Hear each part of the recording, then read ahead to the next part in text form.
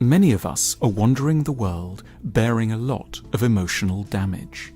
We may be depressed, anxious, or very difficult around sex and relationships.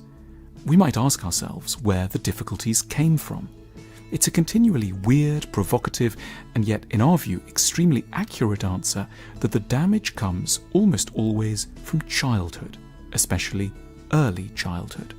How we were cared for as infants and young children has a disproportionate effect on how we will relate to others in adulthood. What we need above all else is a responsive parent, an adult who looks after our needs with sensitivity and kindness. This is quite literally life-defining and life-saving. It sounds like nothing much and nothing too hard, but without this kind of responsive love, we are wounded for life. Many of us have been. Researchers have become ever better at showing the effects of neglect on children.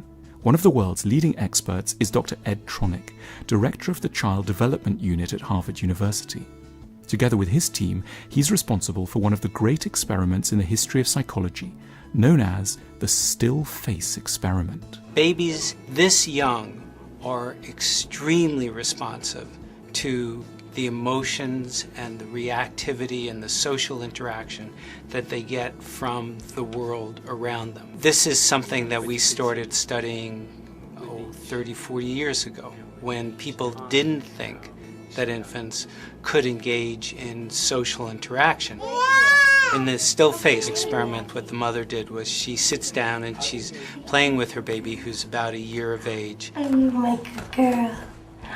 Oh. And she gives a greeting to the baby gives a greeting back to her. Yeah. This baby starts pointing at different places in the world, and the mother's trying to engage her and play with her.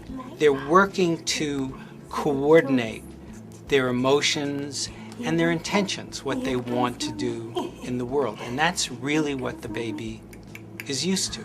And then we ask the mother to not respond to the baby. The baby very quickly picks up on this, and then she uses all of her abilities to try and get the mother back. She smiles at the mother. She points because she's used to the mother looking where she points. The baby puts both hands up in front of her and says, "What's happening here?" She makes that screechy sound at the mother, like, "Come on, why aren't we doing this?" Even in this 2 minutes, when they don't get the normal reaction, they react with negative emotions, they turn away, they feel the stress of it, they actually may lose control of their posture because of the stress that they're experiencing. Okay. I'm here. And what do you do? Watching the baby get distressed can be highly triggering. If a child can get so upset over a few seconds of cold and unfeeling behavior, we have a sense of what can happen over years or more of neglect. No wonder some of us don't feel so well inside. We had an equivalent of a still-faced parent for our first decade and more. But knowing how vulnerable we are shouldn't merely sadden us. We can take stock of how we've been failed and understand the link between the past and our present difficulties.